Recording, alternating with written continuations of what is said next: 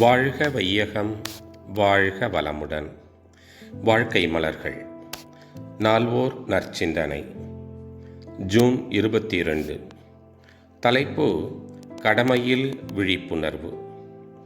திறந்த மனப்பான்மையோடு கருத்தை மனதில் வாங்கிக் கொள்வது ரிசப்டிவிட்டி, அதற்கேற்ப தன்னை மாற்றிக்கொள்வது அடாப்டபிலிட்டி, குற்றத்தை கண்டபோது அதை மன்னித்து மறந்துவிடுவது மேக்னனிமிட்டி ஆகிய 3 தன்மைகள் நம் எல்லோரிடமும் வளர்க்கப்பட வேண்டும்.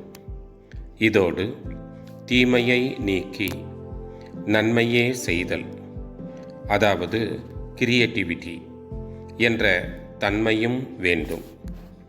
பிறருக்கு உதவி புரிவதில் கூட நாம் இக்காலத்தில் விழிப்போடு இருக்க வேண்டியுள்ளது.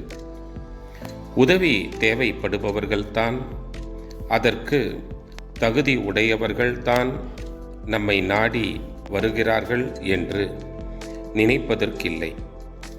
அப்படி தகுதி உடையவர்களாய் இருப்பினும் தகுதி பெற்ற எல்லோருக்குமே நாம் உதவி செய்ய முடியுமா என்பதையும் சிந்தித்து பார்த்து கொள்ள வேண்டும். நாம் ஒரு கனிமரம் வளர்க்கின்றோம். கனிகளை மட்டும்தான் கொடுத்து உதவி செய்யலாமே ஒழிய மரத்தையே வெட்டி கொடுத்து விட்டால் பிறகு கனி எப்படி கிடைக்கும்?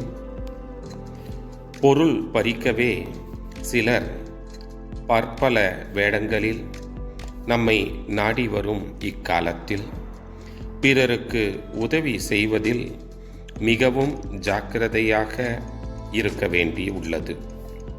பிறர் உதவி என்பது கூரிய ஆயுதம் போன்றது. தவறி மாட்டிக்கொண்டால் அதற்கு நாமே பலியாகி விடுவோம். விழிப்பு நிலையோடு தான், நம் அளவுக்கு தக்கபடித்தான் நாம் பிறருக்கு உதவ வேண்டும்.